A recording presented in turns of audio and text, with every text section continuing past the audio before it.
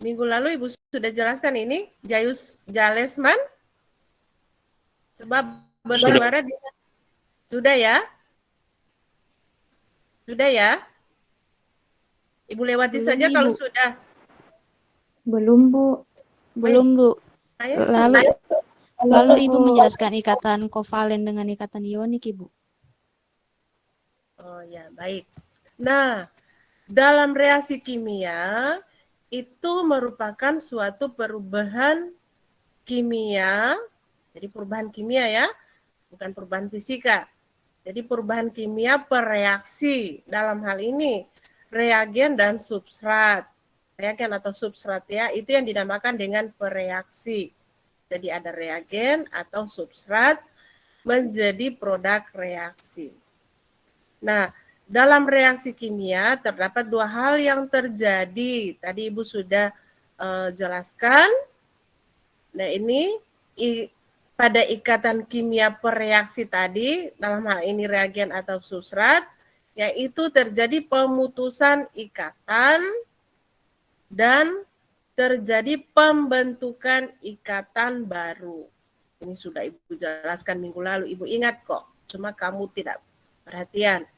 Nah, contohnya reaksi antara metil bromida, ini metil bromida, ini metil bromida, ini metil, lalu ini Br, Br diberi tanda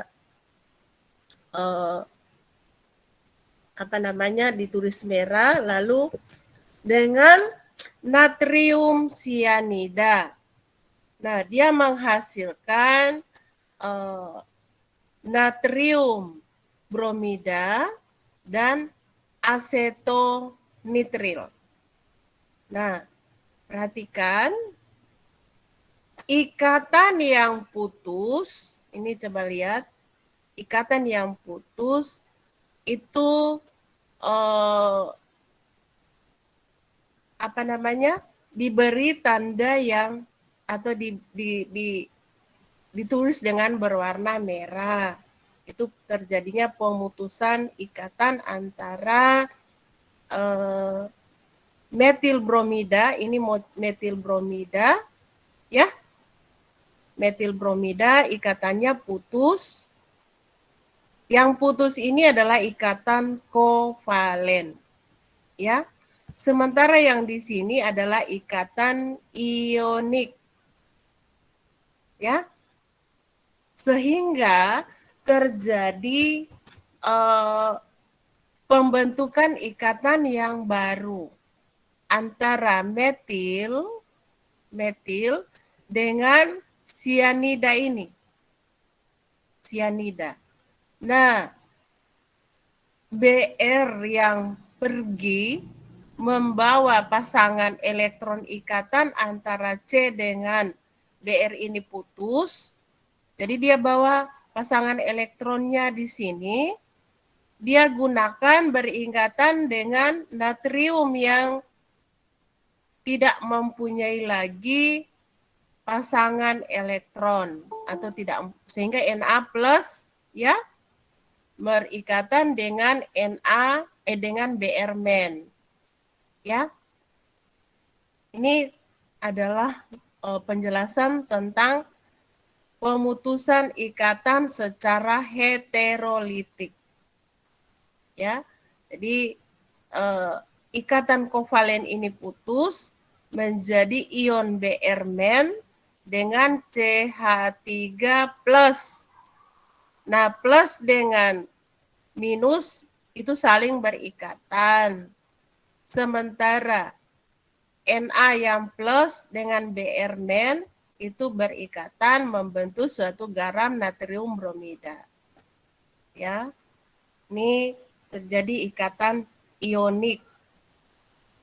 Sedangkan ini terjadi pembentukan ikatan secara kovalen kembali, dalam hal ini pemakaian pasangan elektron secara bersama-sama antara C dengan C ini.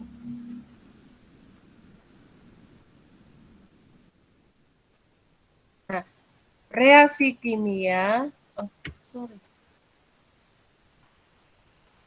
tadi. Nah, menurut teori tumbukan, reaksi kimia terjadi apabila antar bereaksi terjadi tumbukan dan energi yang cukup, dengan energi yang cukup dan orientasi tumbukan yang tepat. Nah, untuk mendapatkan orientasi tumbukan yang tepat, antar bereaksi harus memiliki interaksi. Jadi ada interaksi ya. Nah, ini ada contohnya. Ini terjadi interaksi dari tumpang tindih antara orbital ini adalah suatu senyawa yang berikatan kovalen tapi dia non polar. Ini juga ikatan kovalen non polar. Nah, karena dia non polar, maka terjadi interaksi antara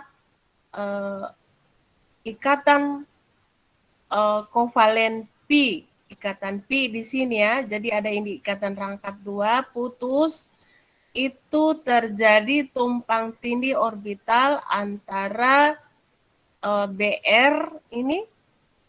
Jadi BR yang masuk ini adalah BR yang bermuatan positif, ya. Dia ikatan di sini putus, masuk. Ini adalah kayak elektron, sehingga BR ini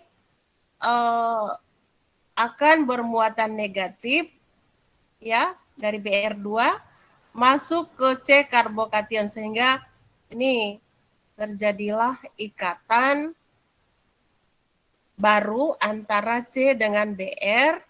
Ini juga C, jadi BR2-nya masuk dan ikatan rangkap 2 berubah jadi ikatan tunggal. Ini adalah reaksi adisi alkena dengan suatu BR2. Ini nonpolar dua-duanya. Tapi ada contoh yang lain terjadi interaksi elektrostatik, ya. Ini untuk menghasilkan suatu senyawa eter. Ini adalah suatu eter. Nah, dia berasal dari metil bromida. Karena ada BR lebih elektronegatif daripada C, maka BR bermuatan negatif, C-nya bermuatan positif. Karena C-nya bermuatan positif, ada suatu gugus metoksi, ini adalah metoksi, ya. O-nya bermuatan negatif, terjadi interaksi elektrostatik, ya, antara C kovalen polar. Kenapa polar? Karena dia berikatan dengan BR yang menarik elektron, sehingga ini jadi polar, terjadi polarisasi. C-nya bermuatan positif, lalu ada O yang negatif, maka BR-nya putus, ini BR-nya putus, berubah jadi BR-men, lalu ini terjadi ikatan yang baru yang dinamakan dengan ini adalah suatu senyawa eter. Itu kovalen polar dengan ionik. Nah, yang berikut ada kovalen polar dengan kovalen polar. Kovalen dia tapi polar. Kan kovalen itu ada berapa macam? Ada kovalen murni, ada kovalen non-polar, lalu ada kovalen polar. Nah, kenapa dia polar? Karena ada pengaruh gugus penarik elektron. Ini ada atom oksigen, ini juga ada oksigen. Dia mempunyai nilai koelektronegatifannya lebih tinggi dibandingkan C yang di sini. Sehingga dia jadi ada muatan positif dan negatif, terpolarisasi. Beda dengan di sini, ini tidak ada terjadi polarisasi ya, tidak terjadi polarisasi di sini. Oke, nah hasilnya adalah suatu ester. Ini adalah ester, ya. Jadi alkohol, ini alkohol ditambah dengan asam karboksilat menjadi ester tambah air. Reaksi esterifikasi, masih ingat ya? Reaksi esterifikasi pada senyawa, pembahasannya pada senyawa asam karboksilat. Jadi asam karboksilat ditambah dengan alkohol itu bisa menghasilkan ester tambah air. Anda tentu bingung apa yang dimaksud dengan Me ini. Mungkin ada yang bertanya, apa yang dimaksud dengan Me? Ada juga et. Me itu adalah metil ya, CH3. CH3 yang mana dia? Yang ini dia ya. Ingat kembali prinsip reaksi esterifikasi ya. Jadi O ini adalah O ini O yang dibawa oleh alkohol, bukan O dari karboksilat ini. O dari karboksilat itu yang sudah berikatan dengan H ini sehingga dia membentuk suatu molekul air. Ya, ingat kembali ya materi tentang asam karboksilat. Nah, adanya dipol ada dipol itu artinya ada terjadi polarisasi muatan, ada dipol positif dan ada dipol negatif. Nah, dipol ini yang memunculkan suatu reaktivitas senyawa kimia atau senyawa organik sehingga dia bisa bereaksi. Nah, dalam ikatan kimia yang melibatkan atom-atom yang berbeda, nilai elektronegativitasnya, distribusi elektron tidak merata atau menjadi tidak merata. Nah, atom-atom dengan nilai koelektronegatifan lebih tinggi, dia bersifat menarik elektron dari atom lain yang memiliki nilai koelektronegatifan yang rendah, sehingga terjadi dipol negatif dan dipol positif. Jadi terjadi polarisasi muatan. Kalau dia bermuatan negatif, berarti elektron-elektron ikatannya lebih tertarik ke O ini. Kenapa? Karena O lebih tinggi nilai koelektronegatifannya dibandingkan dengan C.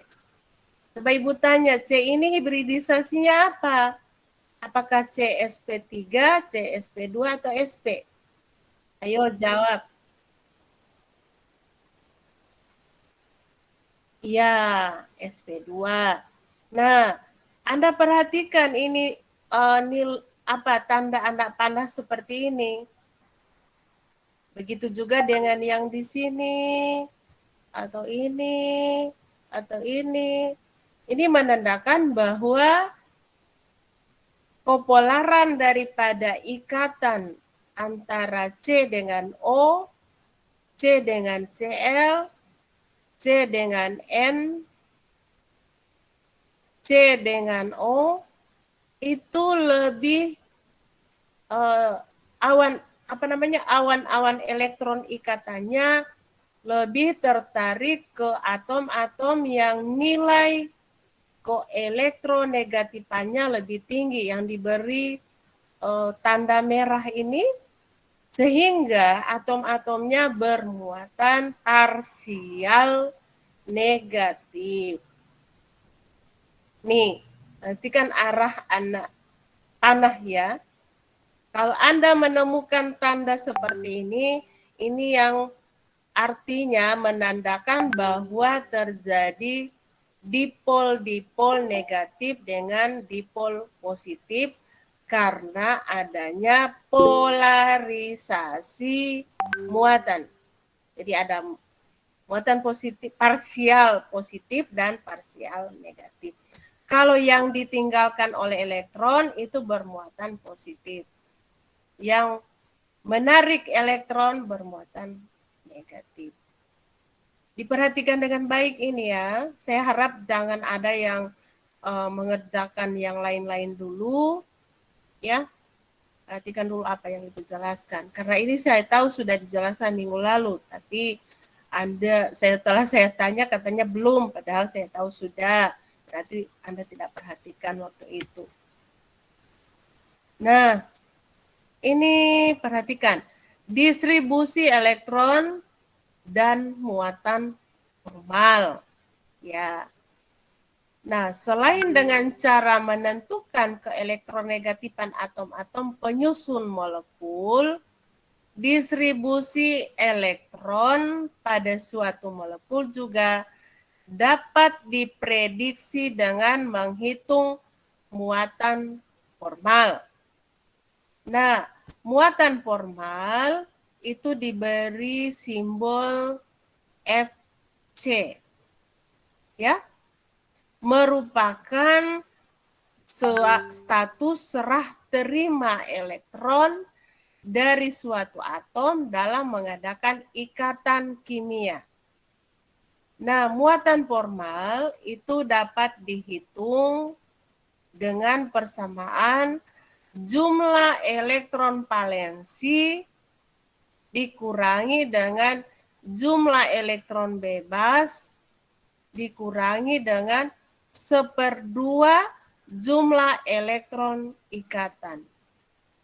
Nah, ini ada contoh suatu senyawa metil nitrat. Bagaimana menghitung muatan formal dari masing-masing atom yang berikatan, ya. Nah, ini karena dia adalah suatu senyawa metil nitrat, maka menyebabkan N di sini tidak lagi mempunyai pasangan elektron bebas. PeB-nya sudah digunakan untuk berikatan. Yang harusnya ada PeB di sini kan? Lalu ikatannya cuma 3. Nah, sekarang sudah jadi 4. Menyebabkan nitrogen bermuatan positif. Lalu ada oksigen yang bermuatan negatif. Ya. Jadi PeB daripada atom oksigen itu sebenarnya cuma 2, lalu ikatannya juga 2. Jadi oksigen di sini ada 3 macam. Jadi ada oksigen yang berikatan rangkap 2. Lalu jumlah PeB-nya ada 2. Lalu ada oksigen yang berikatan tunggal. Ya, ini perhatikan. Oksigen itu maksimum 2 ikatan. Kalau dia normal, tidak bermuatan. Lalu PeB-nya ada 2. Tapi oksigen yang satu ini PeB-nya sudah jadi 3. Lalu ikatannya cuma 1. Sehingga menyebabkan O ini bermuatan -1. Sekarang untuk nitrogen. Itu PeB daripada nitrogen itu 1. Lalu N-nya, lalu tangannya 3. Itu nitrogen yang normal, tidak bermuatan. Tapi perhatikan, di sini tangannya sudah 4. Berarti dia sudah menggunakan PeB-nya untuk berikatan. Apakah dengan O yang ini atau dengan ini?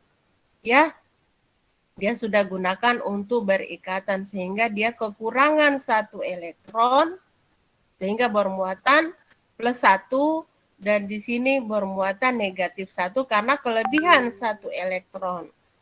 Ya, N itu kan nomor atomnya 7. Konfigurasi elektronnya bagaimana? 1s2, 2s2, 2p berapa? 2p berapa? Ada yang tahu? 2P3, Bu. Ya, 2p3. Sehingga jumlah elektron terluarnya ada 5. Nah, 3 digunakan untuk berikatan, lalu ada PeB, 1 PeB. Nah, ingat kembali ikatan kimia ya. Nah, dari mana N ini bermuatan positif? Kita lihat ya, coba. +1 kan? Ini dengan berdasarkan persamaan yang ada. Nah, jumlah elektron valensi dari N berapa? Yaitu 5. 5 ya. Untuk N yang ini ya. Jumlah elektron bebasnya, pasangan elektron bebasnya berapa? Tidak punya lagi. 0. 1/2 jumlah elektron ikatan. Ya, kita hitung. Di sini berapa elektron? Halo. Ini ada berapa elektron di sini? Ada 2, Bu. 2. Di sini berapa? Ada 4. Ada 4, 4. Ibu. Di sini berapa? 2. 2, Bu. 2. Totalnya Dijumlahkan 8. totalnya berapa untuk N? 8, Bu. 8, Ibu. Ada 8. Jadi kalau 1/2-nya berapa? 4, Bu. Ya, jadi dikurangi 1/2 sigma elektron ikatan sama dengan 4. Nah, sekarang kita lihat muatan formalnya. 5 dikurangi 0 berapa? 5 kurang 0? 5. 5 dikurangi 4? 1. Ya, jadi cocok +1 ya. Jadi N ini +1 muatan formalnya. 5. Oke. Nah, sekarang untuk oksigen. Kita lihat muatan formalnya kita hitung dengan berdasarkan persamaan ini. Elektron valensinya 6. Jumlah elektron bebasnya juga berapa? Ada 6, Bu. 6. Sudah tahu asalnya 6 dari mana ya? Bu. Iya, Ibu. Dari elektron nanti berikatan. PeB. Iya. Dari PeB ini 1, 2, 3. 3 kali 2, 6. Ini PeB-nya kan? PeB-nya. Ini kan? Jumlah elektron, pasangan elektron bebas yang tidak berikatan ini. PeB-nya. Ini pasangan elektron bebas ini ya. Ini jumlah pasangan elektron bebas. Atau jumlah elektron bebas, bukan pasangan. Pasangan cuma, kalau pasangan berarti cuma 3 ya? Ya. 3. Jadi jumlah elektron bebas ada 6. 6, 3 kali 2 ya, ada 3 kali 2, 6. Tapi harus dikurangi lagi dengan 1/2 jumlah elektron ikatan. Nih, berapa di sini? Ada 2 elektron, Bu. Ya, 1/2 berarti 1. 6 kurang 6, 0. 0 kurang 1, -1. Oke, jelas ya. Jadi, kenapa N bermuatan +1? Karena kenapa ini ada penjelasannya, dia kehilangan 1 elektron yang sudah digunakan berikatan dengan O ini atau O yang ini ya. Kemudian kenapa O bermuatan negatif? Karena dia menerima 1 elektron dari N ini sehingga dia bermuatan negatif. Oke. Nah, jadi berbeda O ini dengan O ini atau ini. Dari di sini dari muatan formalnya. Coba kalau O ini, berapa muatan formal dari O yang ini? Yang pertama kita lihat apa? Elektron valensinya Elektron 5. valensi. Oke, catat 5. Elektron valensinya 5. Bukan 6, Bu. Iya, 6. Maaf, Ibu salah. Oh, 6. Jumlah elektron bebasnya? Ada 4, Bu. Ada 4, Bu. Jadi 6 kurang 4 berapa? 2. 2. 1/2 jumlah elektron ikatan berapa? 2, Bu. 2. 1/2 dari 4 ya. Jadi 2 plus 2 dikurangi. Iya. 2 dikurangi 2 sama dengan? Sama dengan 0.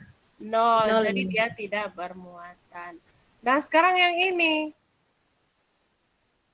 Nih. Jumlah elektron valensi dari O 6. 6 dikurangi 4, 2. 2 dikurangi 2, Bu. 2 dikurangi 2. Kenapa 2 ini? Kenapa 2? Ada 4 elektron. Dibagi 1/2 1/2. dari 4. 2. Jadi 0. Oke, paham ya? Bagaimana melihat atau menghitung muatan formal ya dari setiap atom yang beringatan pada suatu molekul ya.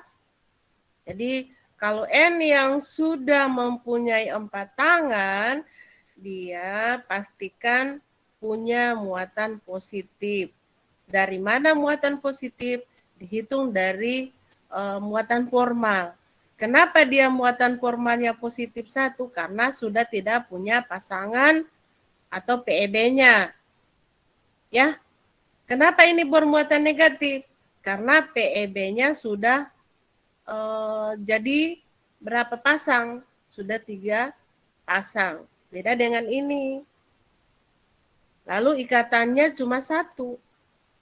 Yang harusnya 2. O itu kan harusnya 2.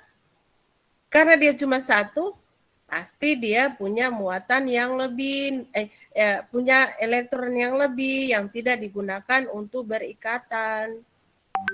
Oke. Nah, ini kita pindah ke pembahasan tentang terjadinya reaksi karena adanya aliran elektron. Ingat, aliran elektron. Dipol, tadi dipol ya.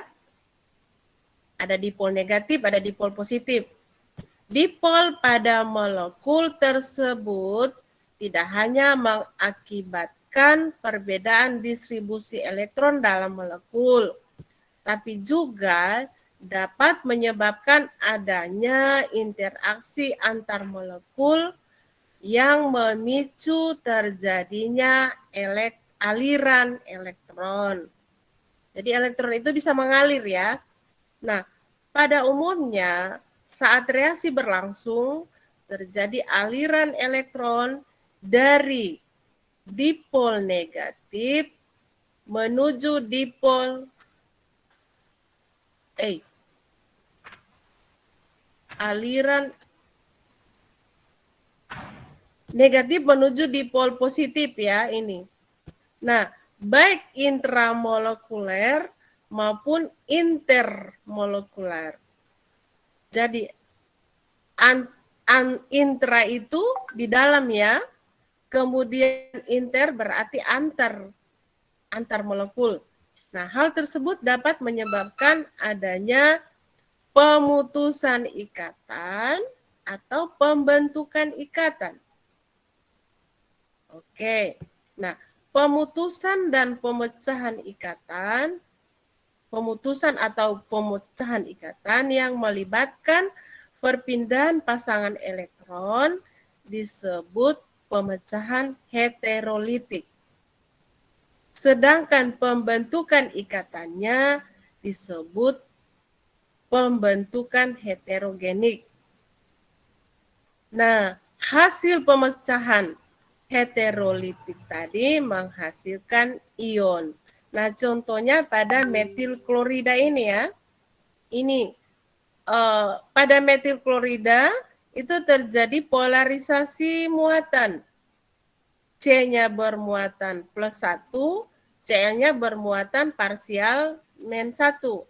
Sehingga perhatikan ini ada anak panah, terjadi aliran elektron dari sini ke yang lebih tinggi nilai keelektronegatifannya, sehingga terjadi pemecahan atau pemutusan ikatan secara heterolitik.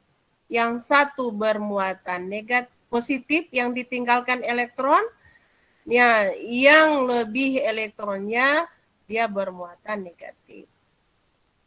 Ya. Kemudian itu contoh dari pemecahan. Nah, sekarang bagaimana kalau pembentukan?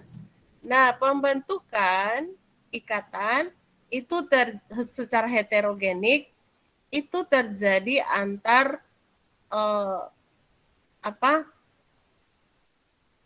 molekul yang bermuatan negatif dengan yang bermuatan positif. Ini anak panahnya begini, coba perhatikan. Dia mengalir atau mengarah ke yang lebih miskin elektron. Ya, ini. Jadi berbeda dengan pemecahan tadi. Kalau pemecahan arahnya ini menandakan bahwa terjadi pemutusan ikatan, elektronnya mengarah ke yang lebih tinggi nilai keelektronegatifan. Tapi kalau yang begini, ini menandakan terjadinya pembentukan ikatan. Anak panahnya berasal dari yang negatif ke positif. Dari nukleofil ke yang elektrofil. Ya, elektrofil yaitu miskin elektron. Sementara ini yang kaya elektron. Jadi yang kaya harus memberi ke yang miskin dan bukan sebaliknya. Oke, paham ya? Oke. Nah, sekarang kita lihat tentang pemecahan ikatan secara heterolitik. Nah, itu terjadi di mana sepasang elektron ikatan ini, sepasang elektron ikatan akan menuju salah satu atom, ya, sehingga menyebabkan atom itu kelebihan 1 elektron dan dia bermuatan -1. Nah, ini contohnya pada tersier butil, ini tersier butil klorida ya. Ini ya. Terjadi parsial muatan atau polarisasi muatan ya. C-nya mengemban muatan parsial positif, lalu Cl-nya muatan negatif. Parsial negatif. Kenapa? Karena Cl lebih tinggi nilai keelektronegatifannya dibandingkan atom C. Jadi pasangan elektron ikatan ini akan berpindah ke Cl yang lebih mudah menarik elektron dibandingkan C. Kenapa? Karena nilai keelektronegatifan dari Cl lebih besar dibandingkan C. Sehingga ini C-nya bermuatan positif 1. karena dia kehilangan satu elektron yang berpindah ke Cl sehingga Cl bermuatan negatif 1 karena menerima. Ya. Nah, muatannya harus sama kiri dengan kanan. Nah, ini plus tambah plus 1 tambah minus 1 0. Di sini juga plus 1 tambah minus 1 0. Jadi harus sama kiri dengan yang kanan. Oke, sudah paham ya apa yang dimaksud dengan muatan parsial positif dengan negatif sehingga terjadi suatu karbokation, dalam hal ini elektrofil. Lalu ini sebagai nukleofil. Kenapa? Karena dia bermuatan negatif, ini karbokation bermuatan positif. Nah, kalau tadi kan pemecahan ya, ini pemecahan. Sekarang pembentukan. Pembentukan ikatan secara heterogenik. Nah, pembentukan ikatan secara heterogenik dapat terjadi pada spesies yang kaya elektron dengan spesies yang miskin elektron. Nah, aliran elektron terjadi dari spesies yang kaya elektron ini menuju ke spesies yang miskin elektron. Sehingga terjadi ikatan baru. Ini ikatan baru antara O dengan H tadi. Ini. Ya. Yang tadinya O bermuatan plus minus 1 berubah menjadi muatannya 0. Ya. H juga berubah jadi muatannya 0. Kenapa? Karena dia sudah menerima satu elektron. Jadi, plus 1 tambah min 1 jadi 0 kan? Gitu juga O. O yang min 1 tambah plus 1 jadi 0. Jadi muatannya sudah netral di sini. Kalau ini masih belum netral. Oke. Jadi berupa anion dengan kation ya. Nah, ini hal yang penting saat pembentukan ikatan adalah tumpang tindih orbital pada nukleofil dengan orbital pada elektrofil. Jadi ini ada orbital dari suatu nukleofil yang terisi 2, atau tadi PEB yang kita bilang tadi ya. Jadi N itu ada satu pasang PEB-nya dan ada 3 buah elektron yang siap berikatan dengan 3 atom hidrogen yang lain kalau pada NH3. Ini NH3 dia N-nya tidak bermuatan ya, dia netral. Nah, dengan adanya tumpang tindih, ya, tumpang tindih orbital dari N yang berisi 2, ini PEB-nya, digunakan berikatan dengan orbital dari boron yang kosong ini. Boron trifluorida. Dia kosong, tidak punya elektron. Ya, sehingga ini jadi elektrofil dan ini nukleofil.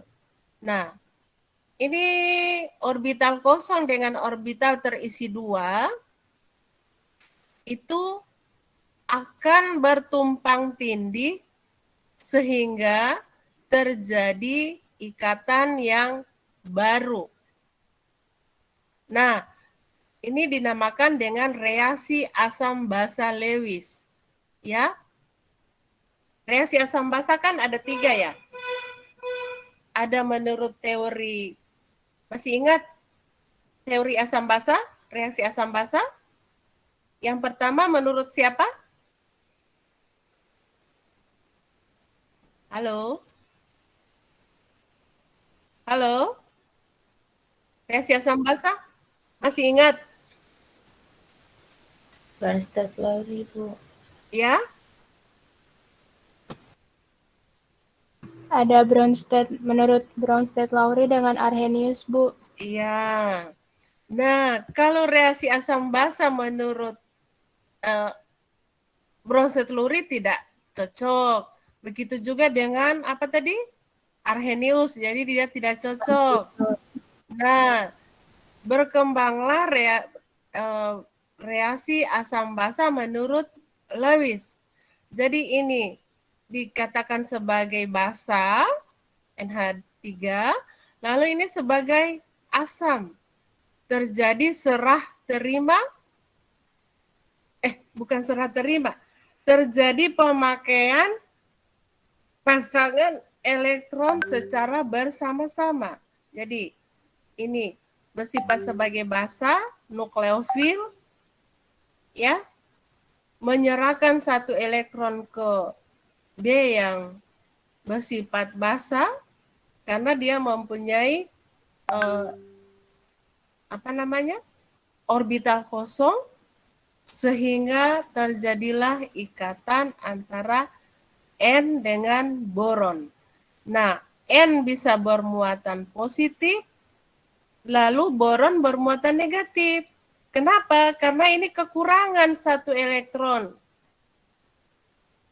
Lalu boron kelebihan satu elektron.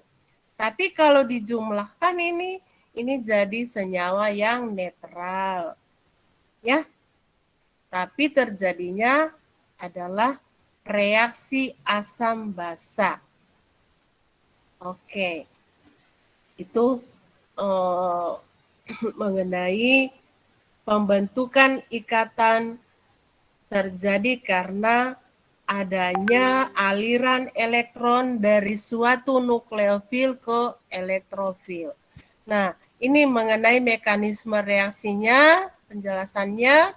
Jadi anak panahnya itu berasal dari nukleofil ke elektrofil. Nih, jadi muatan N yang tadinya 0, ini 0 kan, menjadi positif 1. Tadi Ibu sudah jelaskan kenapa demikian, karena dia menyumbangkan satu elektron ke boron, ya, boron. Tapi ikatan yang dia bentuk bukan ikatan ionik ya, dia adalah ikatan kovalen. Masih ingat pengertian ikatan kovalen? Yaitu pemakaian pasangan elektron secara bersama-sama. Itu adalah ikatan kovalen. Apakah dia berasal dari salah satu atom yang berikatan, atau kedua-duanya menyumbangkan masing-masing satu elektron untuk digunakan secara bersama-sama sebagai pasangan elektron ikatan. Nah, disinilah yang dimaksud dengan pasangan elektron ikatan ini. Ini terjadi karena tumpang tindih orbital antara orbital yang terisi 2 dengan orbital kosong dari boron. Jadi terisi 2 dari nitrogen, ada PeB-nya kan? Lalu ini orbital kosong dari boron. Oke, jadi Anda sudah tahu bagaimana terjadinya atau mekanisme reaksi antara suatu elektrofil dengan nukleofil ya. Nah, ini perhatikan. Tadi kita sudah menyinggung tentang nukleofil dengan elektrofil. Nah, nukleofil merupakan spesies yang kaya elektron yang dapat menyumbangkan pasangan elektron yang dimiliki kepada elektrofil. Nah, contohnya ini. Ini adalah suatu nukleofil yang berasal dari pasangan elektron bebas. Ya, ini PeB dari oksigen itu perhatikan anak panahnya, dia menyerang suatu elektrofil. Itu diberi simbol nukleofilnya N karena berasal dari PEB. Ini PEB. Contohnya seperti alkohol, bisa jadi nukleofil amina, tiol, fosfina, lalu bisa juga dari karbon monoksida. Karbon monoksida.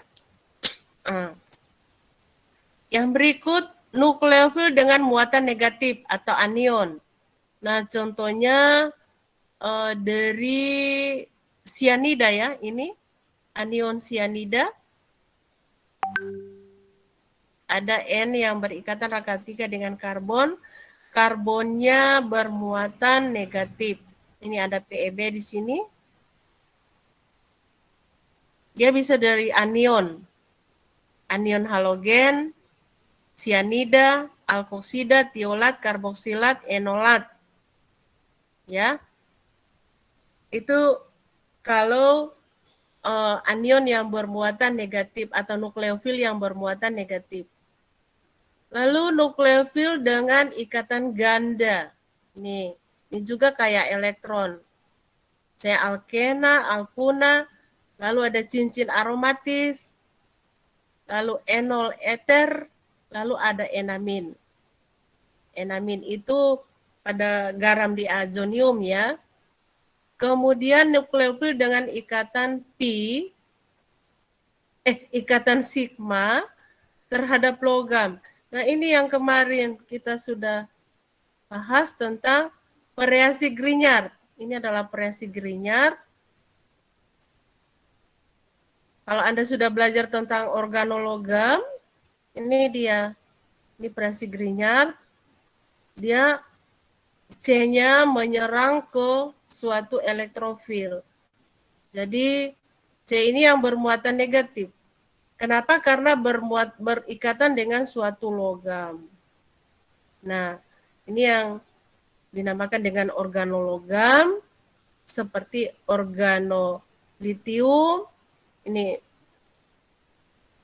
reaksi Grignard, kemudian ada organokuprat, dan ada kompleks logam hidrida seperti LiLH4 dengan natrium borohidrida. Nah, bagaimana cara mengidentifikasi suatu elektrofil?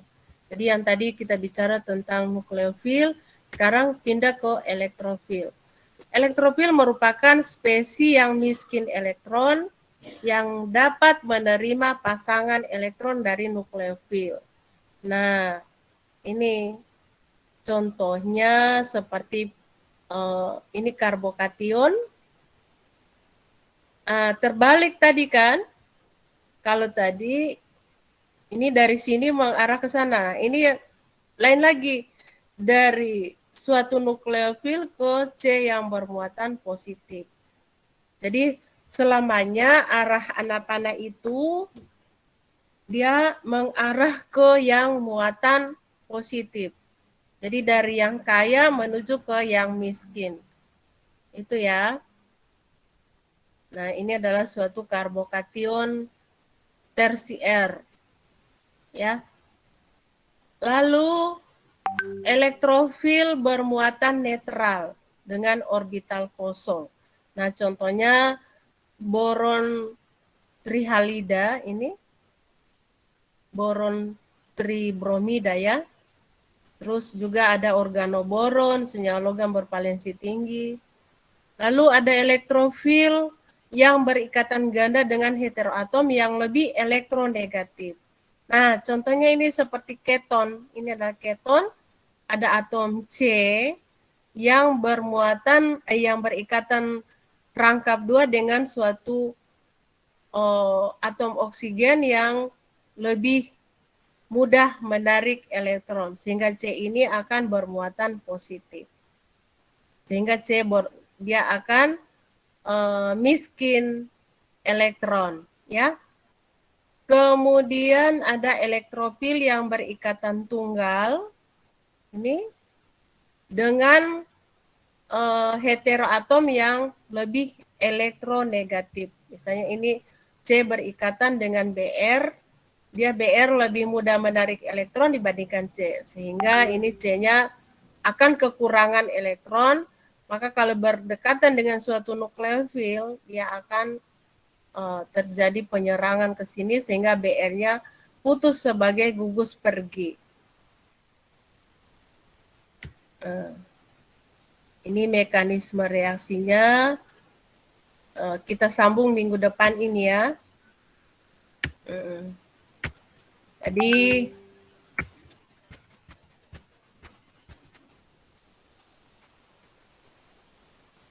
coba di screenshot ini. Kerjakan ini.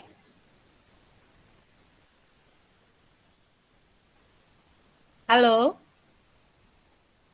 Ya, Ada latihannya. Ya, Ibu.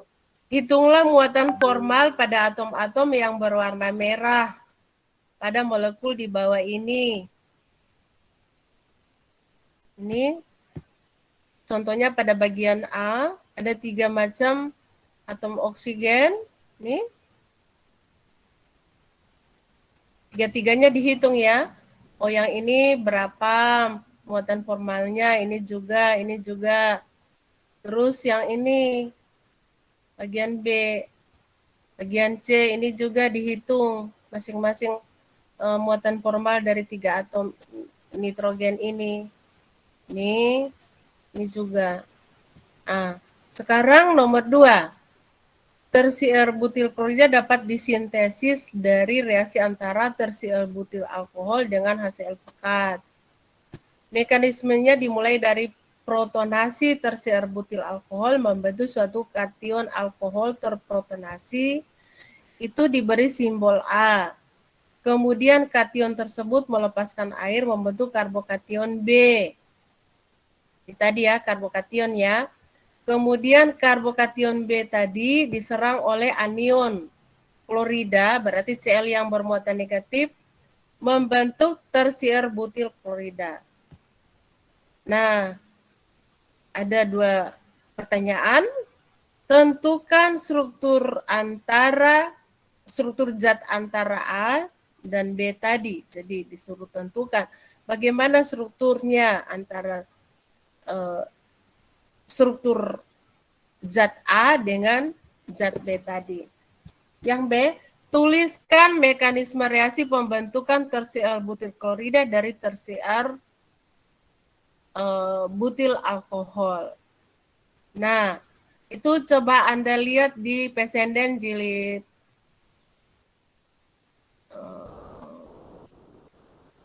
jilid 1 ya, jilid 1 pada alkil halida. Nah, ini dia sebenarnya mekanisme reaksinya. Tapi ini ya semua ada di Pesenden jilid 1 ya. Oke. Masih ada berapa orang yang di room sekarang? Oh, tinggal ada 27 orang. Oke, minggu depan lagi kita kuis seperti tadi ya. Baik, Bu. Soal yang tadi itu, yang Ibu kasih sebagai latihan, yang barusan ini, tolong dikerjakan dengan baik ya. Tolong dikerjakan dengan baik. Iya, Bu. Atau kita bikin 2 kali. Tapi Ibu masih ada memberikan kuliah juga di organik sintesis. Ya, untuk minggu ini belum bisa kita bikin 2 kali. Mungkin minggu depan bisa bikin 2 kali supaya cepat selesai kuliahnya ya. Mungkin Anda lebih senang kan kuliahnya daring ya daripada luring. Ya, enggak apa-apa daring.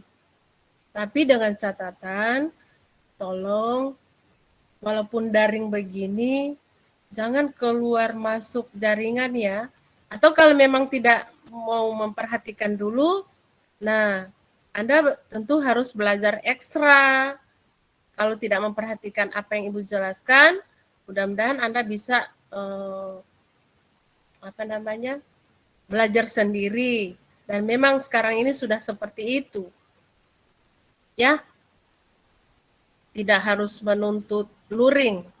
Tapi kalau ada hal-hal yang harus dipahami dengan baik, yang tidak bisa luring, nah kita terpaksa, tidak bisa daring, ya kita terpaksa luring. Tapi saya berharap apa yang sudah kita bicarakan itu Anda bisa pahami dengan baik.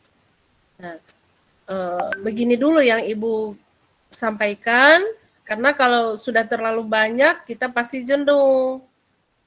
Ibu juga pastinya jenuh, apalagi Anda.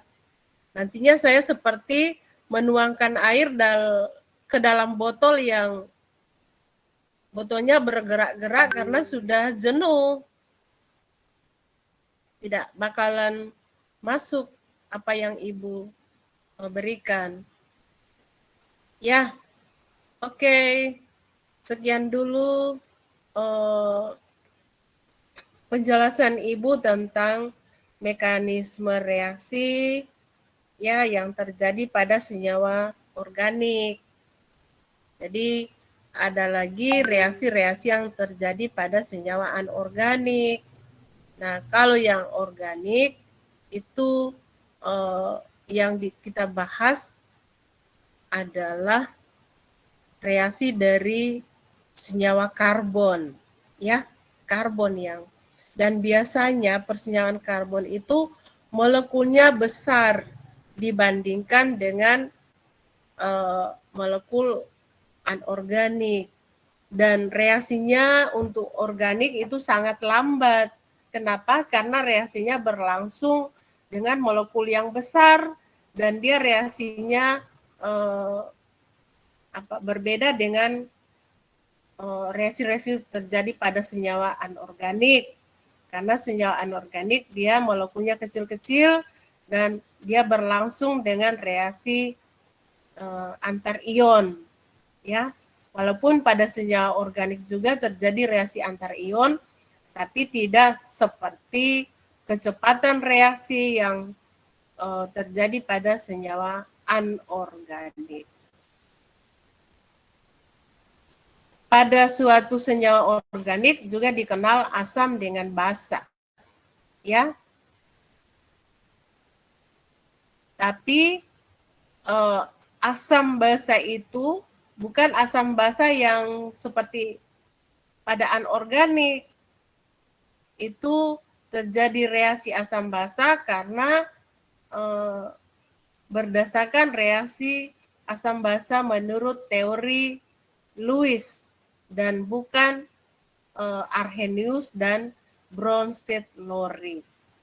Ya, kalau pada senyawa anorganik itu reaksinya berlangsung secara penjelasan menurut teori Arrhenius dengan Bronsted-Lowry. Nah, kalau basa pada senyawa organik, jadi dia tidak mengikuti teori asam basa Arrhenius dengan Bronsted-Lowry. Basa kan adalah suatu senyawa yang mengandung gugus OH. OH itu menurut teori asam basa Arrhenius. Tapi kalau pada organik basa itu tidak selamanya mengandung gugus OH. Contohnya seperti NH3. NH3 ada atom hidrogen, ada atom nitrogen. Nah, kalau basa pada organik, NH3 pada organik itu adalah suatu basa. Padahal dia tidak mengandung gugus OH. Justru ada atom hidrogen. tapi dia basa. Nah, itu dapat dijelaskan dengan konsep asam basa menurut Lewis dan tidak dapat dijelaskan dengan konsep asam basa Arrhenius dan Bronsted-Lowry. Oke, saya harap Anda lebih belajar lagi dan buka kembali materi kimia dasar yang ada di semester 1, 2, ya, kimia dasar 1 dan dasar 2. Terus ada kimia organik 1 dan kimia organik 2.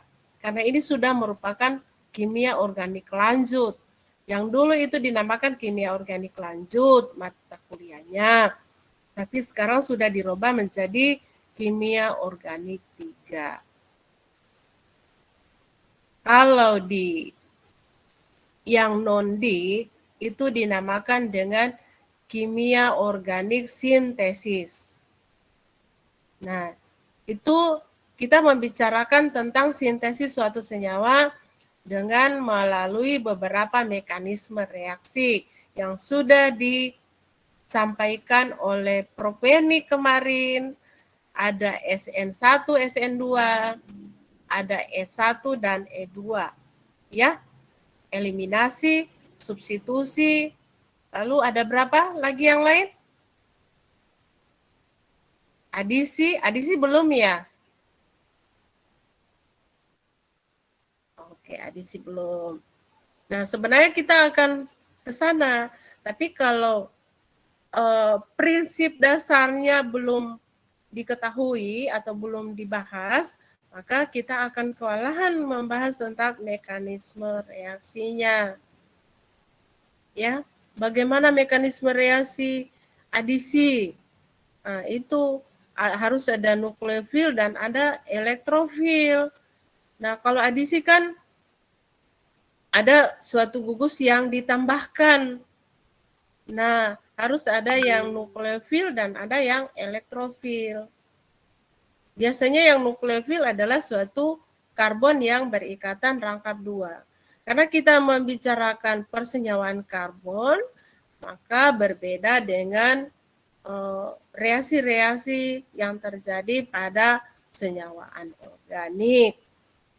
Oke, baik, sekian dulu pembahasan kita atau diskusi kita pada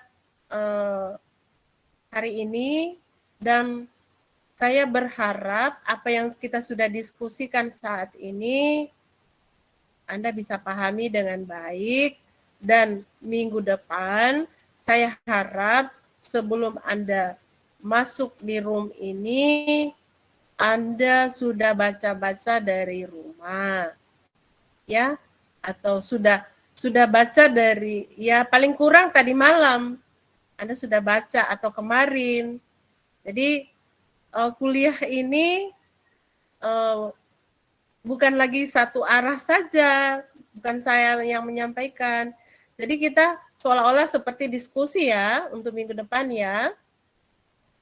Jadi untuk minggu depan itu kemungkinan saya akan menyampaikan materi, kemudian Ibu akan belok-belokkan sedikit. Nah, itu memancing apakah Anda memperhatikan atau tidak. Nah, kalau yang memperhatikan tentu ada yang menyela dari sana. Ibu bukan begitu, Ibu. Misalnya begitu ya. Saya kasih contoh misalnya NH3, saya bilang itu elektrofil. Nah, pasti Anda akan menyela dari sana. Ibu, sebenarnya NH3 bukan elektrofil. Dia adalah nukleofil. Nah, saya tanya, kenapa dia nukleofil? Nah, Anda bisa jelaskan dari sana. Kalau Anda tidak belajar dari awal, sebelum masuk room, nah pasti Anda, oh ya, misalnya saya bilang, gula itu pahit. Karena Anda tidak berpengalaman, atau tidak membaca, atau tidak mengetahuinya bahwa gula itu manis, oke, iya Bu, gula itu pahit Bu. Begitu. Paham semua ya? Nah, ini tinggal ada 27 orang, yang lain sudah keluar ya.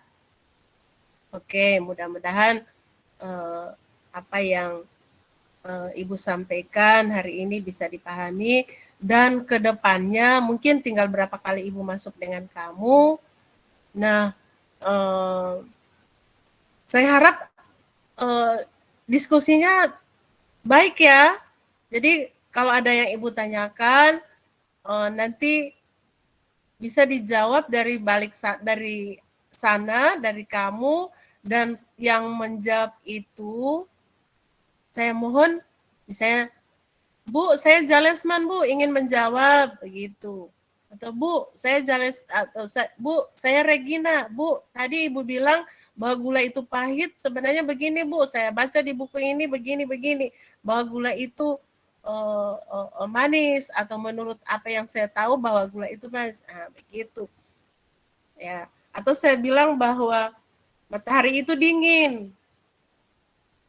Nah, pasti Anda bisa membantah. Nah, kalau Anda tidak tahu, Anda pasti diam. Anda menerima saja apa yang Ibu bilang, padahal yang Ibu bilang itu salah. Biasanya saya memancing perhatian mahasiswa seperti itu. Yang sebenarnya hitam, saya bilang putih. Nah, kalau orang yang tidak memperhatikan, pasti semua diam. Berarti di situ saya mengambil kesimpulan bahwa banyak mahasiswa ada di room, tapi mereka tidak perhatian di apa yang kita bicarakan. Walaupun mulut ini sudah berbusa-busa. Ya. Jadi itu yang pertama. Yang kedua, supaya diskusinya berjalan lancar, Anda itu bisa, oh besok mau kuliah dengan Ibu. Oh pasti Ibu mbak tunjuk-tunjuk ini. Mbak panggil nama-nama ini. Misalnya Regina, coba apa yang dimaksud dengan ini Regina? Nah kalau Anda tidak membaca, atau paling Ibu bilang, coba siapa yang sudah membaca tadi malam tentang apa itu nukleofil. Nah kalau sudah membaca pasti bisa menjawab. Dan di situ ada nilai tambahnya loh. Nah ini ada yang keluar masuk room ini yang susah juga ya. Mudah-mudahan ke depan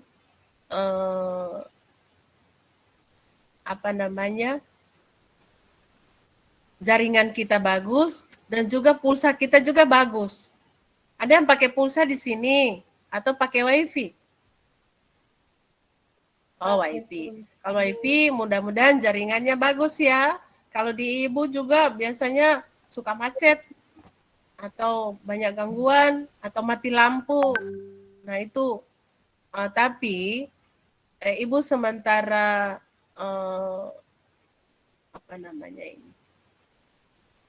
menyusun materi yang Ibu akan bagikan. Jadi walaupun tidak kuliah, tapi bisa paham materi ini, Ibu akan bagikan materinya dan Anda bisa baca. Dan Ibu juga sudah sampaikan sumbernya atau pustakanya, yaitu dia tidak lari dari Pesenden Jilid 1 dan Jilid 2 ya. Pelajari dengan baik itu di sana semuanya. Dan juga banyak yang saya ambil dari internet. Sekarang Anda bisa gampang saja mengaksesnya ya. Tidak seperti saya belajar dulu waktu saya masih kuliah, itu bukunya tidak ada. Buku sumbernya yang ada cuma dosennya yang punya. Kita mau ke perpustakaan, tidak ada buku tersedia di sana. Jadi memang susah. Tapi kami berusaha. Nah, sekarang Anda gampang saja dapatnya, tapi karena gampang, makanya usahanya Anda tahu saya ya. Saya juga takut ngomong bahwa Anda tidak punya usaha. Takutnya salah. Nah, kalau saya tidak berusaha dulu, saya pasti tidak lulus dan tidak berada di room ini bersama saudara-saudara. Makanya Anda berjuang mudah-mudahan sukses. Nah, untuk meraih kesuksesan pasti dengan usaha keras ya. Jadi jangan terbuai dengan keadaan yang serba gampang sekarang ini. Sekali lagi saya bilang bahwa dunia ada di genggaman saudara. Artinya apa? Saya bilang dunia ada di genggaman saudara-saudara. Artinya apa, Jalesman? Bisa jelaskan?